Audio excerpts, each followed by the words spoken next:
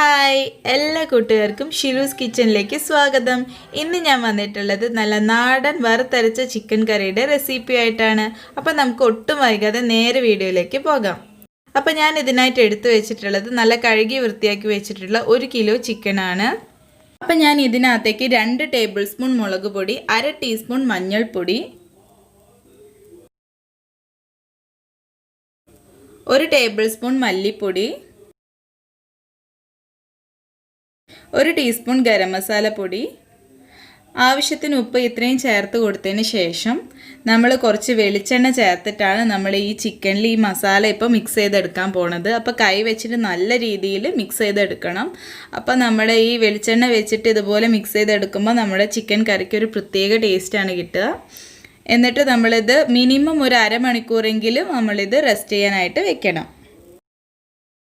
ഇനി നമുക്ക് തേങ്ങ വറുക്കാനായിട്ട് ഞാൻ അരമുറി തേങ്ങ ചിരകി എടുത്തിട്ടുണ്ട്. അതിനകത്തേക്ക് 2 തണ്ട് കറിവേപ്പില, 3 ചെറിയുള്ളി, 4 വെളുത്തുള്ളി, അതുപോലെ കുറച്ച് പട്ട, ഗ്രാമ്പു, 1/2 ടീസ്പൂൺ പെരുംജീരകം ഇത്രയും എടുത്ത് വെച്ചിട്ടുണ്ട്. ഇനി നമ്മളൊരു പാൻ അടുപ്പത്ത് വെച്ച് കൊടുത്തതിന് ശേഷം അതിനകത്തേക്ക് 2 ടേബിൾ സ്പൂൺ വെളിച്ചെണ്ണ ഒഴിച്ചു കൊടുത്തിട്ടുണ്ട്. എന്നിട്ട് നമ്മൾ എടുത്ത് വെച്ചിട്ടുള്ള പട്ട, ഗ്രാമ്പു, അതിൻ്റെ കൂടെ ഞാൻ 1 ടേബിൾ സ്പൂണോളം കുരുമുളക് ചേർത്ത് കൊടുത്തിട്ടുണ്ട്.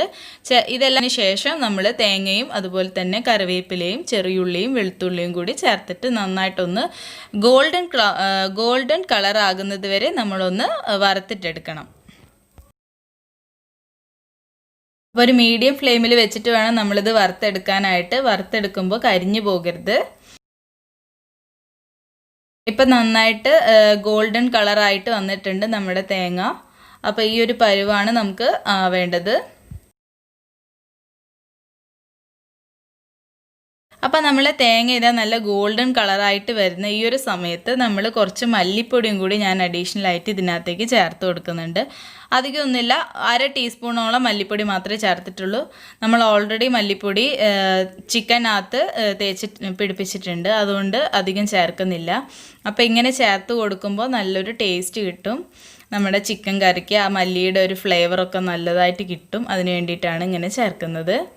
അപ്പോൾ നമ്മൾ കുരുമുളക് ചേർത്തുകൊണ്ട് ഇപ്പോൾ മുളക് പൊടി ഞാൻ ഇതിൻ്റെ കൂടെ ആഡ് ചെയ്യുന്നില്ല.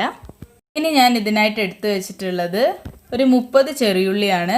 അത് നന്നായിട്ട് കട്ട് ചെയ്തെടുത്തിട്ടുണ്ട്. അതുപോലെ ഒരു പൊട്ടറ്റോ ചെറുതായിട്ട് കട്ട് ചെയ്തത്, അതുപോലെ തന്നെ 2 തക്കാളി, ginger garlic paste 1 table spoon, ഇത്രയാണ് ഞാൻ എടുത്തു വെച്ചിട്ടുള്ളത്. ഇനി നമ്മളൊരു പാൻ അടുപ്പത്ത് വെച്ച് 1 ടേബിൾ സ്പൂൺ ഓയിൽ ഒഴിച്ചു കൊടുത്തതിന് ശേഷം അതിനകത്തേക്ക് നമ്മൾ ജിഞ്ചർ ഗാർലിക് പേസ്റ്റ് ചേർത്തിട്ട് നന്നായിട്ടൊന്ന് മൂപ്പിച്ചെടുക്കണം.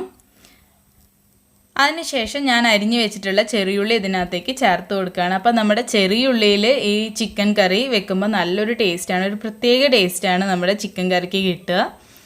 അപ്പോൾ അതുകൊണ്ടാണ് ഞാൻ ഇവിടെ ചെറിയുള്ളി എടുത്തിട്ടുള്ളത്. നിങ്ങൾക്ക് ഇനി സവാളയാണ് താല്പര്യമെങ്കിൽ നിങ്ങൾക്ക് സവാള വേണമെങ്കിലും ചേർക്കാം.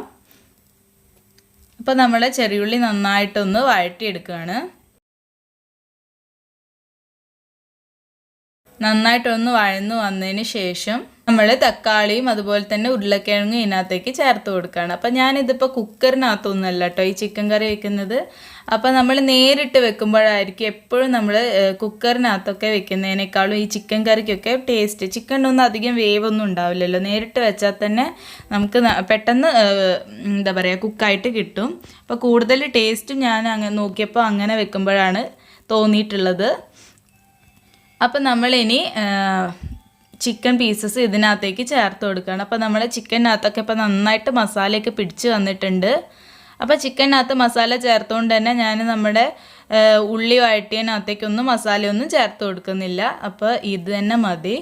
അപ്പോൾ നമ്മുടെ ആ ഉള്ളീൻ്റെ അകത്തേക്കൊക്കെ അതുപോലെ ഉരുളക്കിഴങ്ങിൻ്റെയും തക്കാളീൻ്റെ അകത്തേക്കൊക്കെ ഈ ഒരു മസാല പിടിക്കുന്ന രീതിയിൽ നന്നായിട്ടൊന്ന് മിക്സ് ചെയ്ത് കൊടുക്കുക. അതിനുശേഷം കുറച്ച് വെള്ളം ഒഴിച്ചു കൊടുക്കണം.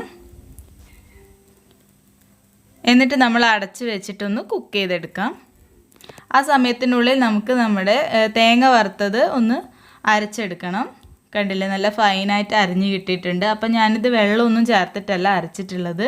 നമ്മൾ ഈ തേങ്ങ വറുക്കുന്ന സമയത്ത് അതിനകത്തുള്ള ഓയിലോട് കൂടി അരച്ചെടുക്കുമ്പോൾ അത് നമ്മുടെ ചിക്കൻ കറിക്കൊരു പ്രത്യേക ടേസ്റ്റാണ് അങ്ങനെ അരച്ചെടുക്കുമ്പോൾ കിട്ടുക.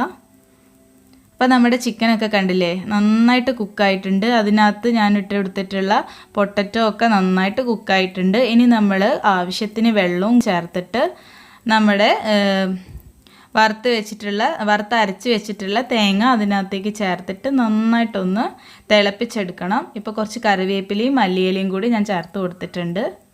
അപ്പോൾ കണ്ടില്ലേ നല്ല സ്മെല്ലൊക്കെ വരുന്നുണ്ട്. നല്ല അടിപൊളിയായിട്ടുള്ള ചിക്കൻ കറിയാണിത്.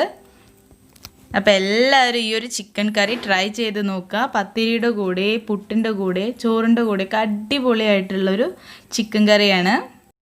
അപ്പോൾ ഇനി നിങ്ങൾ ചിക്കൻ വാങ്ങുമ്പോൾ ഈ ഒരു രീതിയിൽ തേങ്ങ വറുത്തരച്ച് വെച്ച് നോക്കണം. അപ്പോൾ ഒരു പ്രാവശ്യം നിങ്ങൾ ഇതുപോലെ വെക്കുകയാണെങ്കിൽ നിങ്ങൾ പിന്നെ ഇങ്ങനെയേ വെക്കുള്ളൂ. ചിക്കൻ കറി അത്രയ്ക്ക് ടേസ്റ്റിയാണ്. അപ്പോൾ ഇത് ട്രൈ ചെയ്ത് നോക്കുക. ട്രൈ ചെയ്താൽ മാത്രം പോരാ, ഞാൻ എപ്പോഴും പറയുന്നത് പോലെ നിങ്ങളെ ഫ്രണ്ട്സിനും റിലേറ്റീവ്സിനും ഒക്കെ നമ്മുടെ ഈ ഒരു റെസിപ്പി ഷെയർ ചെയ്ത് കൊടുക്കാനും നിങ്ങളെ കമൻറ്റ്സ് എന്ത് തന്നെയായാലും നമ്മൾ കമൻറ്റ് ബോക്സിൽ ഇടാനും ആരും മറക്കരുത്.